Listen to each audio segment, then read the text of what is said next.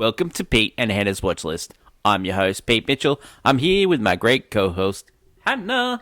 Hello, people. Hannah, we're here today for AFI Top 100 10-Year Revisited. That's right. But before we begin, let us tell the viewers and listeners what they should do. Pretty please leave a like and subscribe to our channel. Leave a comment down below your feedback on this show. Thoughts, feelings, questions, comments, queries, all that jazz. Comments below. Hit the notification button and you'll get great content like this one. That's right. Including What's Next, the show where we help you figure out what to watch next. We looked at Ballerina and The Karate Kid Legends. Tomorrow is movie news and Friday is championship belt holder. Yeah. Let us get on to today's show. Hannah. Me. AFI Top 100, movie number 24, E.T. the Extra-Terrestrial. Oh. Have you seen this before? No, I've never actually First watched time. it. Yeah. First time for Hannah. I've seen it many times. It was one of those ones on TV you watched every time. Yeah. As a kid because the parents put you in front of it. Yeah, it's a kid's movie. Yeah. The elevator pitch. A young boy finds an alien and tries to help him get home. You know, it's strange that this movie is not available on streaming, but doing research for this movie, Spielberg was very reluctant to put this movie on VHS. And then he got told that a lot of people were taping the movie off the TV and goes, no, well, let's give him the actual real copy. So he ended up paying money for the DVD copy too. I think, he probably was thinking about that Disney idea where it does better if you go see it at the movies or watching it. Yeah, he's very protective of this property. Yeah, that would make a lot of sense. He has the Disney mindset that they did. But when you find out that it's more profitable, just putting on that stuff kind of. So we watched it on Apple TV. Yep. This movie is directed by Steven Spielberg. Oh. Written by Melissa Matheson. She was Harrison Ford's fiance at the time of this movie. Ooh. Yep. Produced by Kathleen Kennedy, who's Spielberg's longtime producing partner. Yep. Starring Dee Wallace, Peter Coyote, Henry Thomas, Drew Barrymore. Cinematography, Alan Devere. This is the first time they actually worked together, but they end up working together on like Empire of the Sun. A lot of Steven Spielberg movies. Carol Littleton did the editing. John Williams did the score. Of course. Amblin Entertainment. After this took the logo from this movie. Distributed by Universal. We'll go into that. There's a big story in regards to that. Yep.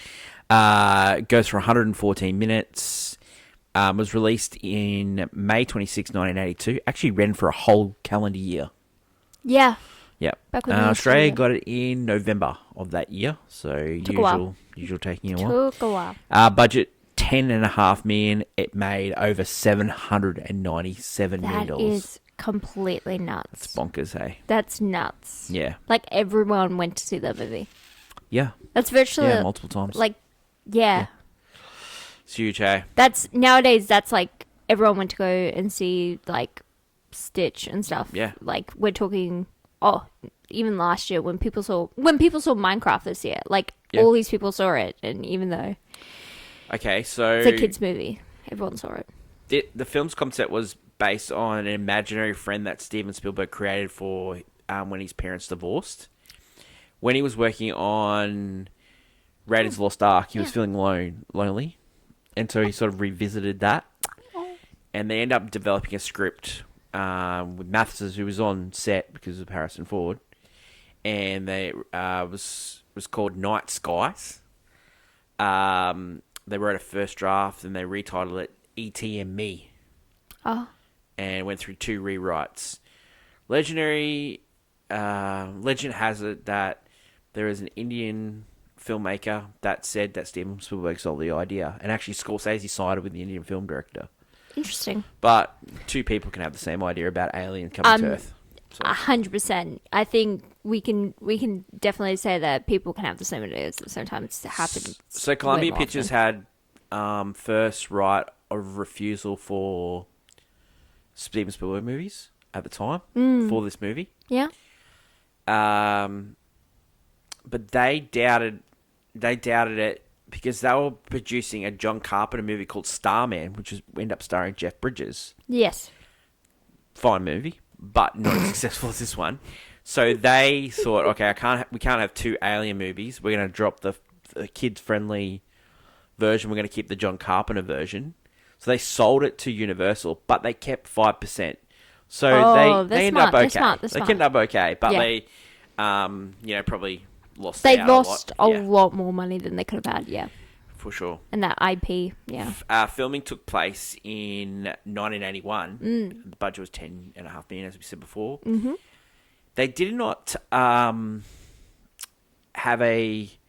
They didn't call it E.T. because he had it. It called it like A Boy's Life because it was so secretive about what. So he didn't want anyone to get spoiled on the fact that the whole movie's about an alien. Yeah. Okay. Yeah. So, I see where you get it. Yeah. But maybe learn from the Jaws experience. Yes.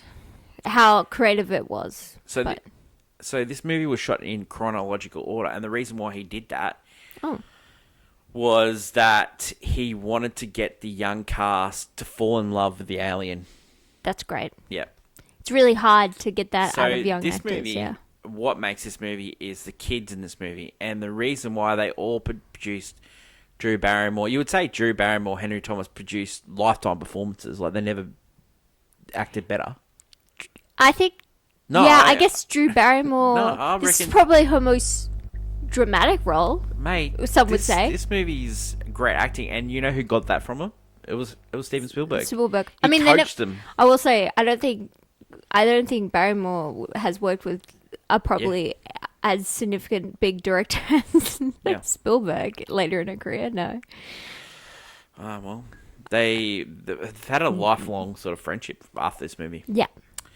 Okay, so now the principal photography was filmed in Los Angeles County, San Fernando Valley in 1981. Produced was filmed under the cover A Boy's Life, as I said before. They also used animatronics from an Italian guy called Carlo Rambardi. Interesting. Yep. I love animatronics. Yeah. Big fan. It didn't work so great the first time he used animatronics, but the second time, yes, okay, great. Well, when you're using animatronics and water, I think things can definitely come awry. True. They shot 2 days at Culver City High School. The crew spent 11 days moving between locations between Northridge. Days were spent at Lard International Studios, Culver City. The interiors were for Elliot's home. The crew shot Redwood Forest near Crescent City in Northern California as the production lasted 6 days. Exterior Halloween scene and the flying bicycle chase scenes were filmed in Porter Ranch. Uh-huh. Okay, let's go through the cast. We have Dee Wallace. She was famous for just a lot of mum performances. Secret Admirer. She was in the most. Yeah, just a couple of horror movies as well. Yeah. You got Henry Thomas. He had one performance before this one, but this is his sort of his breakthrough here. Yeah. Not a huge actor. No. He's been in a lot of Netflix streaming shows recently. Oh. He was in Mike Flanagan show. Oh.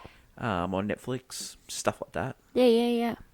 And then you got Peter Coyote, who in this movie he's known as Keys because every time he shot the movie, Spielberg, he's filming it from the kid's perspective. Yes. And so the Keys were that's all he. So he's that's how you remembered. Yeah. He's sort of a that guy. He's big with the voiceover work. He does Civil War voiceovers and stuff like that for documentaries and stuff. I can definitely yes. Yeah, he's just you watch him on. You'd see him on movies and go, oh yeah, that's a guy from E.T. So, yeah. Then you got Robert McNaughton who played Michael. He's he's one of those guys as well. He's in a lot of TV shows. And stuff like that. Yeah. Drew Barrymore as Gertie. She'd come off a movie. Probably the most well known. Yeah. And see Thomas Howell. He's plays Tyler, one of the bike guys. Yes. He Outsiders and heaps of shows like that. He's Like he's been in like as the bad guy in a few horror movies and stuff like that now. So yeah. So people love this movie. Yeah. Like it's will, the Gen X's, right? It's one of their like foundational movies. Yeah, we're talking about this movie, Back to the Future, your Jurassic Park. All these movies, the big blockbuster hits were just like people ingrained in the memory, and they become childhood classics. Yeah. And I think this movie would resonate with kids. Like the fact that he said it's based off an imaginary friend idea, I think it's for a lot of kids that felt alone. Well, it would Steven Spielberg, really get to them. He always called this movie the reverse Wizard of Oz because E.T.'s Dorothy. Yeah. And the kids are the Tin Man. Yeah, so we're getting the perspective of someone who wants to go home. Yeah. Okay. Yeah, so it's the reverse. So wicked. It's all what the story is like as well. It's Superman. It's the alien coming to live amongst the people to learn the ways. That's what E.T.'s does here. Yeah, like that whole the whole idea of this movie is the reversal of usually, like how we said with usually it's a usually when the alien comes to Earth, they're coming to overtake. They're coming to attack, or they're coming to. They're here to take us over. Yeah. But the reversal of this movie is that he just wants to go home. Or normally it's like a human going to another planet. Yeah. Yeah. Or this time it's the alien coming or it was Earth all along. Yeah. But like 100%. It's the whole reversal of this movie is what's genius about it, because another thing that's also genius about it is that most of this movie is from the kid's perspective. Yeah. Because E.T. We filmed it from the kids' perspective as well. E.T. connects with the kids, and the kids' world is only centered with them in it. Well, and it's like the adults can't, the mum can't see the alien, or she chooses not to see the alien, and they do hide. Because I will say, she ignores blatantly there is something else in this house, and she ignores it. She's going through stuff. Yeah, she's not gonna think, oh, there's an alien, or think about the wonder. She's like set on a thing. But the fact that this movie spends the entire time just the kids, and you never see any grown up but the mum, it's really clever, because then the moment you get to experience, they're not just scary people trying to attack us, they're humans who are just trying to take an alien obviously off their hands, but they don't understand. Okay. It's really neat. So, critics at the time. But they loved it. Of course. Roger Ebert classes it as one of the best movies of all time. He wrote an actual article of when watching it with his grandkids. Just then. He was just like, that's it. Yeah, one of the best movies of all time. Paul and Cal, that we love on the AFI Top 100 10 Revisited, says there's parallels of the lives of E.T. and Elliot, who is alienated by the loss of his father. She also noted that Elliot, names begins with E and ends with T, is a dutiful but too sober boy who never takes off for his invisible cap. The telepathic communication he develops with E.T. eases his cautious, locked-up worries, and he begins to act on impulses. The New York Times wrote that while E.T. is more obvious and desperate fondling, Elliot suffers in his own way from a want of home. And at the film's heart is the theme of growing up. Some critics have suggested that Spielberg's portrayal of the suburbia is very dark, contrary to popular belief. According to A.O. Scott, this suburban milieu with unsupervised children and unhappy parents, its broken toys and brand name junk food could have come from Raven Carver's story.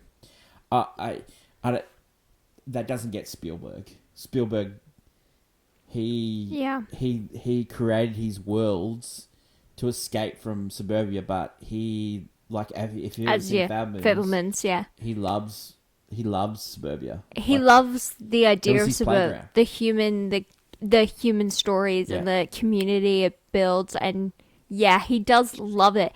And this is just a different perspective of it. Sometimes, the fact that it's the divorced parents, it plays it plays significantly into the movie because sometimes you can have this whole community and feel alone because you're going through something that no one else is experiencing. Yeah, it's a subversion of the nuclear family dynamic in which Elliot is growing up with a physically absent father, which they mentioned he's in Mexico, and an emotionally absent mother who's going through some stuff. The aspect of this movie offers an exploration of upbringing within a non-traditional family structure. You got to remember, back in the early 80s, divorce was still like a taboo. Oh, subject, and definitely, and it's even now it's more common, but it's still like, you know, everyone frowns upon it in some way, shape, or form. Like, people still have opinions on it, so it's always different for the ages of kids and family lifestyle. So it's always unique. Yeah, it was. Okay, so Oscars.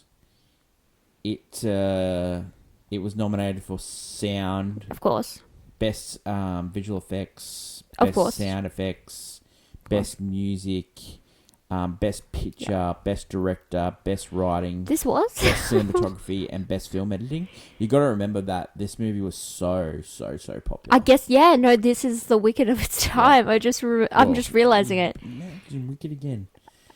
Because it's on my brain. I'm sorry. Right, jeez. Everything's the Wicked of its time, okay? Dune. It's probably more Dune because it actually won underneath awards, like best music, it won best sound, it won best visual effects, and won best sound effects and editing, which is no longer a category. Everyone thought that Spielberg was going to win for best director and that was going to win best picture because it was so far ahead of the rest in box office. Let's talk about box office. Oh, interesting. Okay, they're thinking box office accounts for something. Well, let's talk about box office. So this is a really good. Tell me. 1982, Best Little Whorehouse in Texas, 10. Wow. Poltergeist at 9. Yep. 48 Hours, by Eddie Murphy movie. Oh yeah. Yep. 8. Star Trek 2: The Wrath of Khan. Porky's. That's a teenage coming of age comedy with boys. Okay. Rocky 3. Oh my god. Yeah, what a year. Rocky 3. First Blood. So First Blood? Yeah, Stallone knocked out Rocky 3 and First Blood in the same year. Whoa. An Officer and Gentleman, which is that's like Richard Gere. iconic romance. Your favourite movie on the AFI Top 100 list, Tootsie. And E.T. was number 1. So the top clarification, 2 grossing movies. Tootsie is not my favourite. E.T. and Tootsie. But Tootsie is pretty good. Yeah. So let's have a look at the Oscars, right? That's crazy that Tootsie and E.T. Okay, so Gandhi swept. So Gandhi won Best Actor.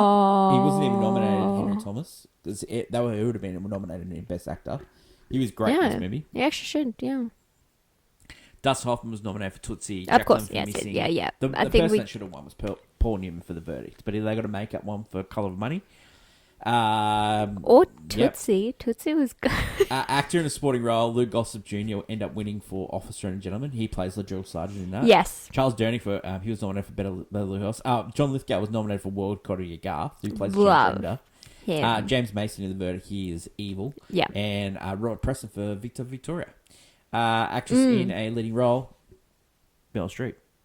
Oh, Sophie's Choice, which we discussed, and I was she deserved it. Jessica Lange had a really good year. She was nominated for Tootsie, ended up winning, and she was also nominated for Best Actress, and for Frances, and she ended up losing for that. But Meryl Streep definitely deserved it. Terry Garr was also nominated for Tootsie, Kim Stanley for Frances, Leslie Warren for Victoria. So, directing went to Richard Attenborough. Wolfgang Peterson for Das Boot was also nominated. The great Wolfgang. Spielberg for E.T. Sidney Pollack for Tootsie, and Sidney Lumet for Verdict. Really, I think The Verdict should have won Best Picture, Best Actor, he's the best movie of that year. I haven't seen The Verdict, but we should watch it if you told me out of directors out of that, I would have seen which was Tootsie, and I probably would have leaned to E.T. because Spielberg, he cooks. Gandhi's a good movie, but it's like just a biopic about Mahatma Gandhi. But that's just it. It's a biopic, and we do tend to give it to it just for being what it is instead of thinking about, because I love how there's the criticism of original, Hollywood should make more original things, but when they give awards out, it's usually to biopics. Yep. We they lean to, oh wow, I mean they did good here, and they have done it for years. Reaction to the film recently: 99 on Rotten Tomatoes. People love this movie. Letterboxd 3.8 and IMDb 7.9. I think the Letterboxd shows that the new generation, aka you and I, are not so big on this movie. You and I. You and I. Okay, so anything written about this movie recently? There was like a documentary about one of the biggest failures in video games. I know. So to me, when it comes to E.T., I only know anything that comes from the video game E.T. because I love all that stuff about, because the gaming crash happened the same time this game got released. This is the game that caused it. This is the game that caused it. Because this is the game that killed Atari. And so, you know, if you don't know, a bunch of these copies rushed out. A bunch of these copies eventually found their way into the landfill of Mexico. New Mexico. And it literally, million copies they had a whole dig site. They went looking for them, and they ended up finding them. It's so fascinating because gaming has definitely changed a lot. Well, they thought it was dead after this. They did, because they rushed this game out. Yes, this game is bad. Yeah, it is bad. But they developed it. And they had it for Christmas, even though the movie just came out. And you know what the crazy thing is, that they never learnt their lesson because they kept making these movie tie-in games continuously. So much so that, did you know that for a lot of the Star Wars ones, they had tie-in games, especially Revenge of the Sith had one. Yep. And the game came out before the movie did. So you could play the 100%. Some of them, like, it gave away, and that happened with some other things. But yeah, eventually this trend did die out. Yeah, but E.T. caused. This is one of the first times it happened. Caused it. I mean, we could have lost gaming to E.T. Okay, a couple of other things in pop culture. There's a lot of other things, but other things in pop culture. There was a big use of Star Wars things because George Lucas and Steven Spielberg. In this movie, there was I noticed. There was also a rumored cameo by Harrison Ford. They were going to show his legs in this movie. He was going to be the principal, but end up cutting it from the movie. Cute. We saw the Star Wars figurines. We saw Yoda mask. Yep. My friends. A lot of people thought E.T. and Yoda had similar. Yeah, they had similar DNAs. I think just the fascination of a alien creature. Do you know when Elliot is laying down the trail to get E.T. to come to Reese's Pieces. Reese's Pieces. So that originally was supposed to be M&M's in the script, but they couldn't Mars get them. turned them down. And then Reese's went in there because it was a flagging candy for Hershey's, who own Reese's. Yeah, they weren't doing. And from that, Reese's Pieces became the most popular peanut. And M&M's had to come up with a peanut butter flavored M&M's. Can I just say, Reese's Pieces elite. Aren't that great? Right, they're all right as a candy. Like if you had them, but they're not that great. I don't know if this is real, but I don't mind Hershey's chocolate, but I don't like it. This is real, Pieces. but Steven Spielberg supposedly gets sent every Halloween Reese's Pieces, like hundreds and hundreds of boxes of Reese's Pieces. Probably did, yeah. And notoriously, he's sick of Reese's Pieces, told them not to send it anymore because he gives it out. He gives it out gifts and all that stuff like that. But yeah.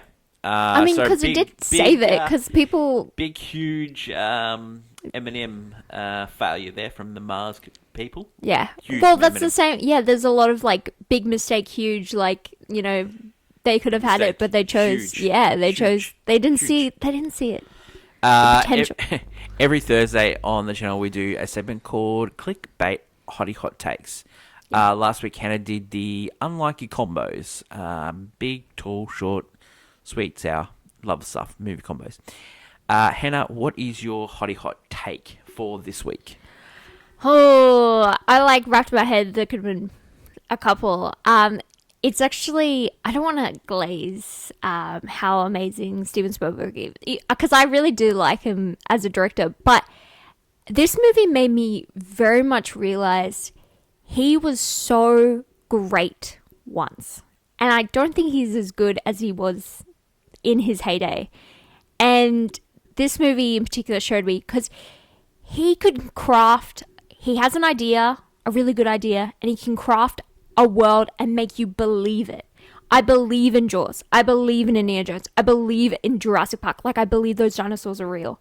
I believe in this movie when there's an alien. Like, I believe the story. I believe it. Sometimes you watch these movies and it's a movie, but in his movies, you actually can, you're in the magic. You're in his world. You're seeing it through his eyes, and you're believing in this storytelling. And in his more recent films, like, you don't get it. Like I think Ready Player One, he had a hand in that. No. I love West Side Story, and I think just bad casting, unfortunately, came for his view. Fableman showed the magic, but it doesn't capture everything. It is his, like, it's almost like a fateful biopic in almost in a way, played by the numbers. But even, like, I watched, what's his more, one of the Tom Cruise ones, Minority Report. Yep. Absolutely hate that movie. Hate everything about that movie. Steven Spielberg did direct Ready Player One. Yeah, hate that. Yeah, and those movies try to capture these worlds, and I don't believe in them. I think there's something wrong about them. They shift. It isn't about the magic anymore. It's crafting a message, or it's just really not changing the view of something. In his earlier work, from Jaws all the way to, like, Jurassic Park and stuff, he made the blockbuster. He made the biggest hits. He made you really care about the magic and world building, and I feel like he just doesn't do it as much in his more recent works. I think West Side Story. But other directors don't try either. Like, there are directors who make really good crafted movies, and I think Sinners showed Ryan Coogler can craft a world. Yeah, but he's young. But maybe he hasn't got it anymore. You think he doesn't? Maybe you think aging lost his passport? Aging directors don't have it. Maybe BFG and maybe Tintin and all those. Tintin, I will give a pass to, because I think don't give a pass to it. No, because I think it's creative. He's coming back to his roots in Tintin, but Ready Player One is filled with this. The same as E.T. Nostalgia. It's nostalgia. I will not get that disperch. It's filled with nostalgia, trying to make you enjoy it. Like, oh my god, it's the Iron Giant. I do. Like, I get that, but it doesn't. No, I'm gonna go. It didn't break that way. I'm gonna zag here. This movie and Close Encounters of the Third Kind make me realise that Jaws is a masterpiece. These movies are so overrated. You don't like Aliens? No, movies. I like Aliens. Yeah? I like Alien and Aliens. I like Independence Day. I do not like this movie. Independence Day's more a human film than an alien When film. I was a kid, when I was forced to watch this movie, I did not like it then. I thought it was boring. I really did.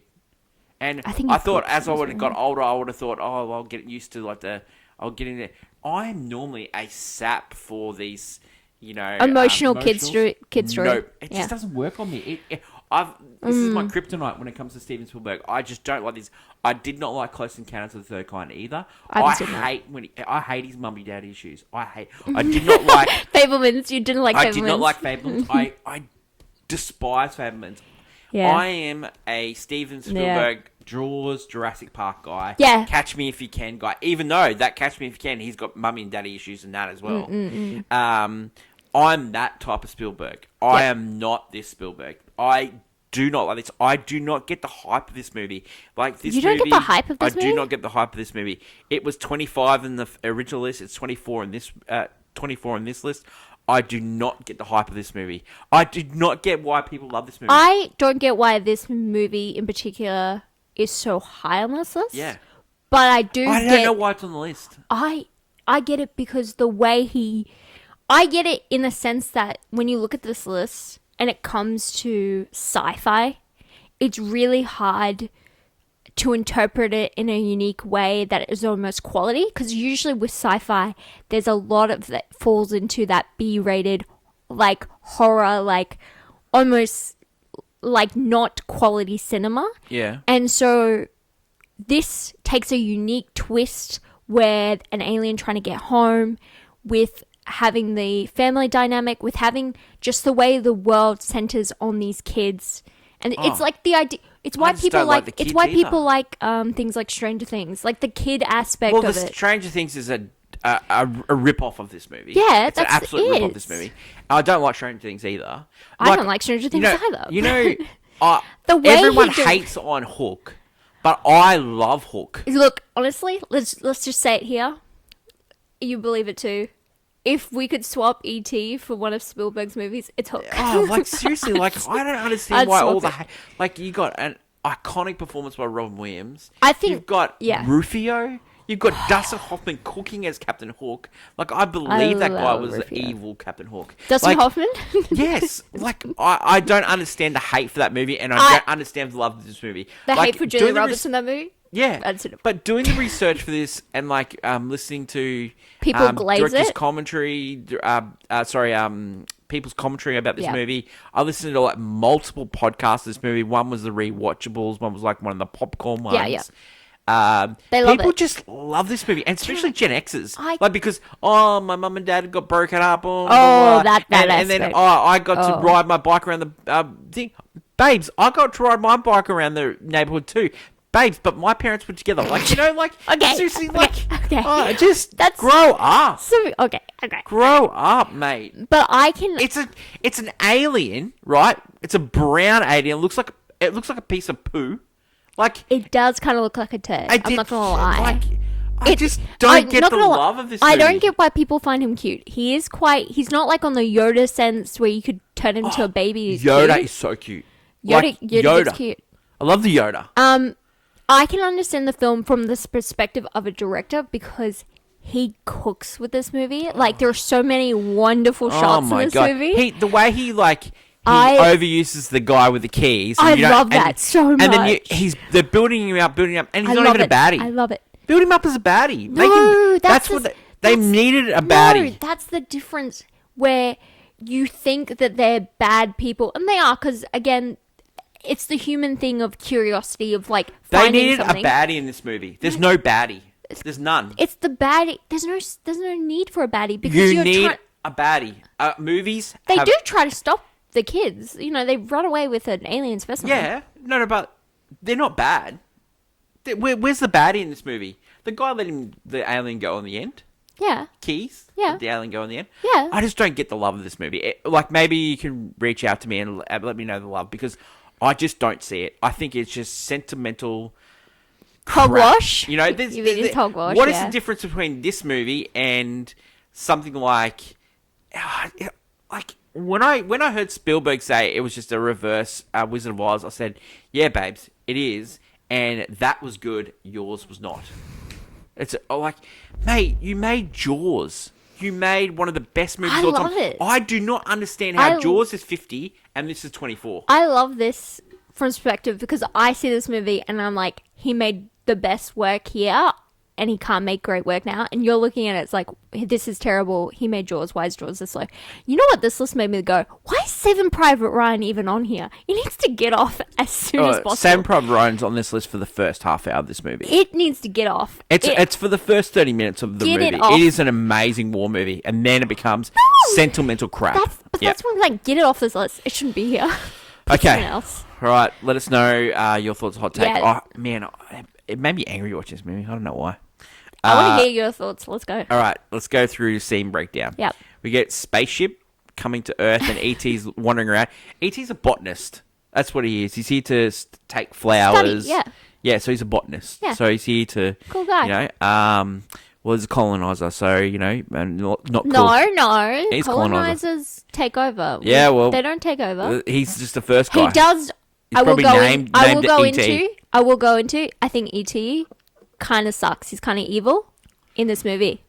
That's a hot take. As we go into it. No, I want to go into it as we go into this movie. My perspective, then my when theory. people come, there's like, I don't know, like, you don't see adults' faces much in this movie. I love that. Yeah. Because E.T. is quite short. So the idea is... So you get a lot of darkness, and so there's all like, I don't know if they're cops or whatever they are. They're but he gets separated something. He gets separated from his spaceship. And they communicate through, like, their hearts. Yeah. Like, they light up. And so then you get Elliot back at home, and the kids are playing Dungeons and Dragons. Yeah. And Elliot's the odd kid out. Like, he's the younger brother. He's a younger brother. He's the middle child. And he has a little bit of issues. A lot of them have problems. Yeah, sure. I know. And then E.T. sort of interacts with Elliot. Yeah.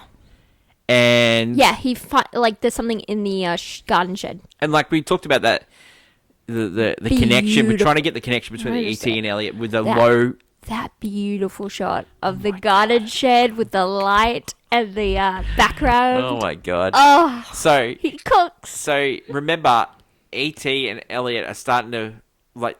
E.T. sort of like he sees E.T. and then he tries to tell everyone. No one believes. Yeah, 100%. But like E.T. and him are sort of forming a bond. That's a creepy bond, you know. So the bond. As we go into the movie, no one believes Elliot's right. So no one believes Elliot. The family's gone through a divorce. Yeah. The mum says something. Elliot says something about the dad being in Mexico. The brother goes, "Why did you say that? That's cruel. You know, you need to grow up, Elliot." And yeah, definitely the dynamic of the family. The little sister, Drew Barrymore gives like Gretel performance. Like she's just like cries and wears pigtails in time. So meanwhile, that's happening. The cop Keys. He's investigating like the tracks and all those things, and you don't see Keys' face, and so you're building up like it's going to be a real bad guy, but just there's no payoff. No. He's just not bad. Wait, there's no build. Anyway, there is a build because he's not showing his face. Anyway, yeah. Elliot putting the Reese's Pieces trying to lure him in, luring you in. Elliot and E.T. meet, and then Elliot's sort of talking to him, and then he sort of like hypnotizes him, and they go to sleep. Yeah, he's like, yeah. Like E.T.'s time to go to sleep. Like that's weird. He's tired, and so it's like he's like taking over a young kid who's 10 years old. Yes. Don't you think it's creepy? So my theory is the way that E.T. and the extraterrestrials connect, right? They like connect with each other, right? And they kind of almost their life force with each other. Yeah. And so when he was separated, he needed to connect. And so he chose Elliot. Oh, and so he's basically like a Venom. He's Venom. He's like symbiote, like taking on like a person. So was Venom written before this or after? I think it was after. Oh. but different story. I don't know. Is it? E.T. Yeah, I think he uses Elliot as his like life force to. It sounds like Venom. And to connect with Elliot. him. To connect with him because they become sort of like intertwined, these two. Venom. Yeah, we are Venom. Okay, so and then Elliot's playing with E.T. and then E.T. meets the dog, Harvey. Yeah. Cute dog. Great dog. They're drinking buddies. And then like E.T. makes the weirdest sounds, like just the weirdest sounds. And they got those sounds from like one was Deborah Winger making those sounds. One was raccoons, and one was like a USC film teacher. All these different sounds. Because they wanted to be unique, I guess. Yeah. Workmen, you know, all stuff were making these sounds. Real weird sounds. And then the kids meet at E.T. So the best thing about this movie, in my opinion, is Drew Barrymore meeting E.T. And in real life, Drew Barrymore thought the alien was real. Of course, at a young age. Why wouldn't you think that thing is real? Thought the alien was real. And then so that scene at the end, which we'll get to, when she's crying, that was really Drew Barrymore crying because she thought the alien was going. Anyway. Love it. Yeah, she's shocked. The older brother also. Older brother's like, he's pretty cool about it. Like he thinks this is cool. Yeah, like he could have been an evil guy too, but no. The good brother, also the older brother's not the greatest, I'd like to say, because later on when the kids do have to go to school and leave E.T. at home, except Gertie's there. Gertie's at home, but she spends the day with her mum, so they go out on errands and come back. He doesn't stand up when the kids are like, "Oh, Elliot, about your friend," and his brother does not stand up for him in that case. So, but older brothers, they are keeping. He is keeping quiet about it, but they. So Elliot's at school. And E.T. is told to stay in the room, but E.T. sort of like goes downstairs. Him and the dog become drinking buddies. Yeah, he finds, watching movies. I don't mind that. And like Elliot and E.T. we know are linked now. So Yeah. they've got that symbiote, that venom relationship. As E.T. is like kind of woozy, Yeah. Elliot's woozy. Yeah, and- because he's drunk. Yeah, yeah. And so he's going through like a So roller coaster. Elliot's like releasing frogs. Like the kids are going absolutely nuts.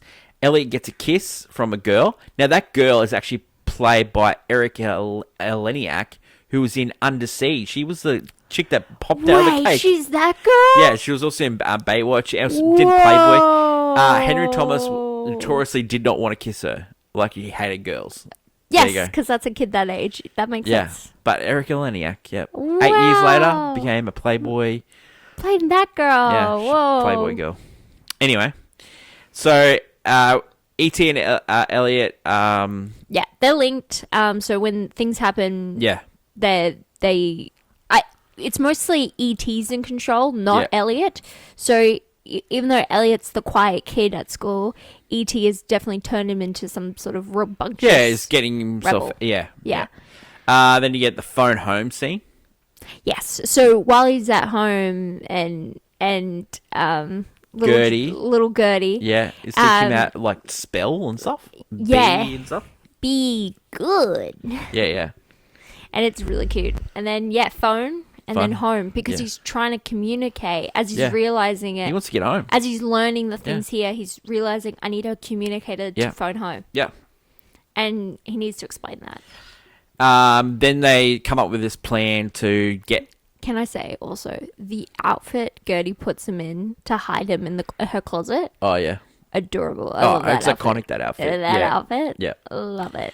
The wig and everything. So then you get the Halloween scene where they're pretending that Gertie is A E.T. ghost. Yes. as a ghost, and they're dressing up as. She was dressing up as a cowgirl. Yeah. And she but went off her own. Yeah. She changes.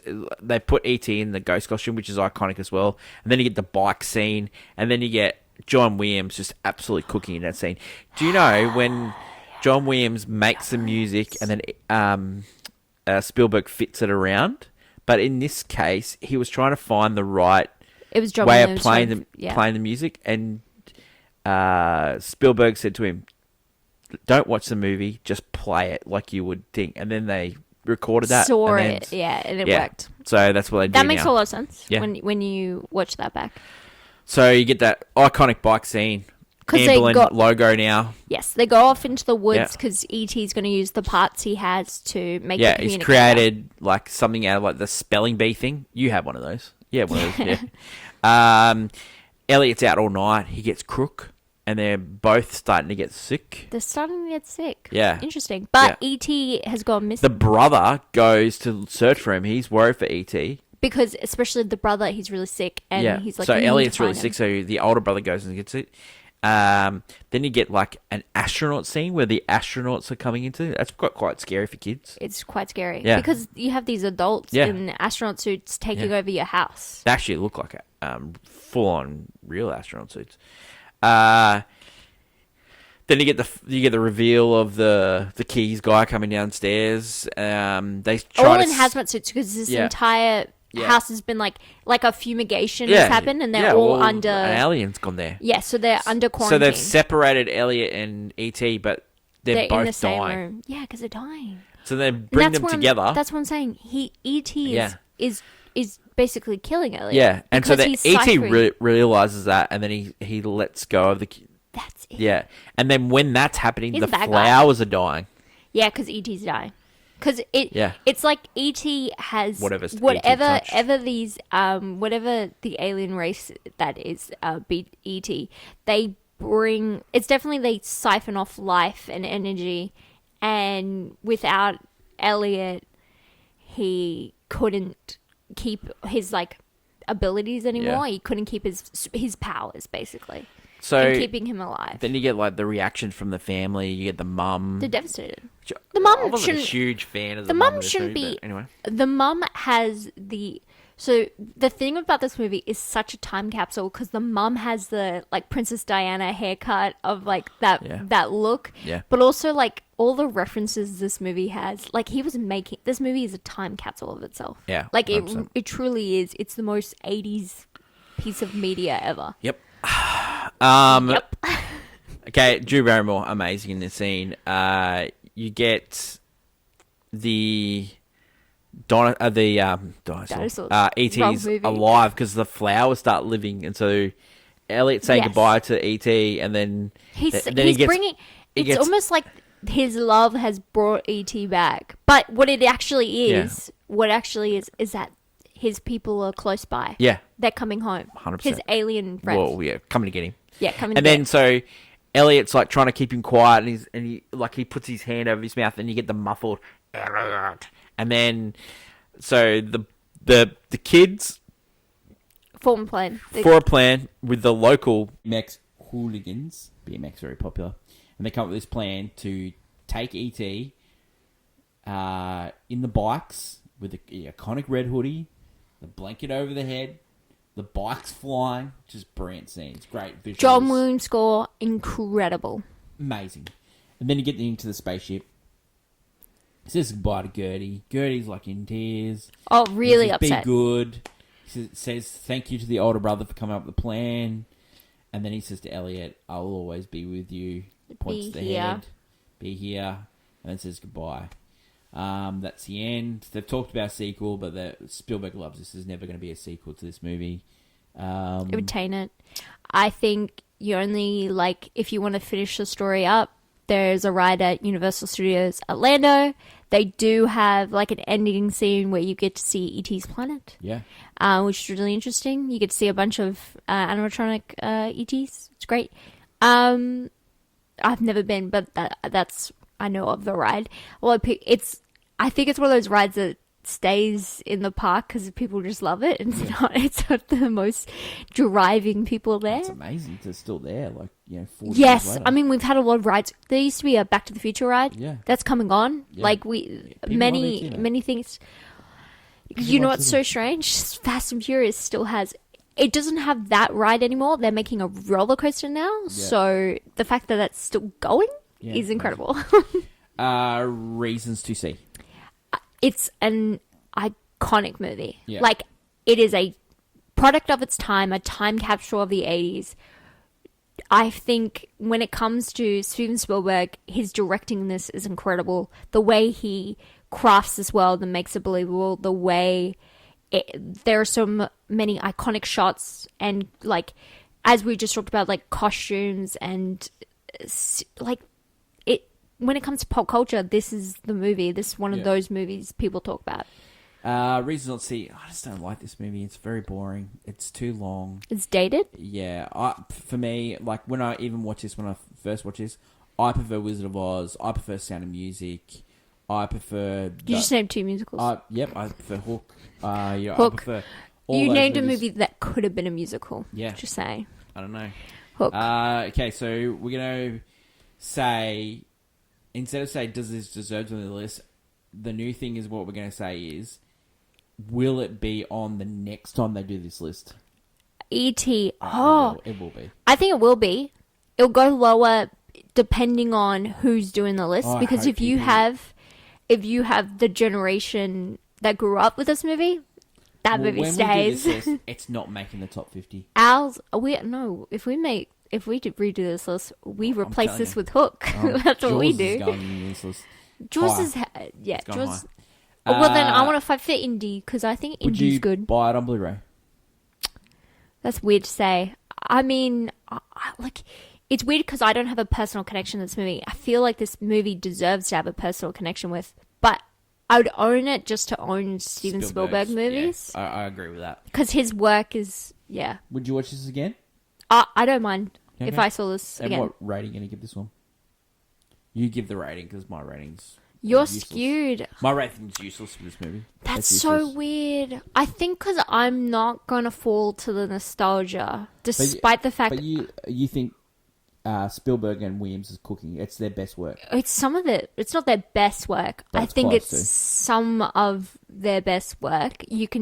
But I would replace... If you had to tell me... if you had to point blank, gun to my head right now, and say this... or Jurassic Park, I'd choose Jurassic Park to be on this list more than I'd choose this movie to be on this list. Okay. So I would probably put this as a golf clap because as a film, it's spectacular. But as it does rely on the fact, I think it relies a lot on nostalgia. Yeah. And seeing this movie as a kid. And I didn't watch it as a kid. Yep. I don't think I would have been fond of this movie. Yep. I was more fond of, I gotta be honest, I was more fond of comedies than I was of... Or I liked something like Neverending Story. Yeah. Or something else captured my attention. Was more... are quite a apt, They're very similar in a sense of like a kid, who's alone falls into a universe kind of idea. But yeah, I think I prefer different kinds of movies to this. And I can definitely see why people put this higher. I honestly, if they want to fight for it, I believe it. But for me personally, I think it's a really well-made film, but it does feel like an 80s film. Yep. I don't know. It just feels like it's an 80s film, and I think if we're going to go on his work, I feel like there are more films that... I don't know. I feel like it's so strange when... Jurassic Park is so iconic. It's not here. I don't know. When it comes to animatronics too, I'm like, Jurassic Park should be here more. Okay. I don't know. That is the end of the show. Next week, we're going to do Grapes of Wrath, the John Steinbeck novel. It has been adapted. And, did it? Grapes of Wrath. I think I've heard the novel. Yeah. I think I've heard... Well, it's a movie as well. Oh, okay.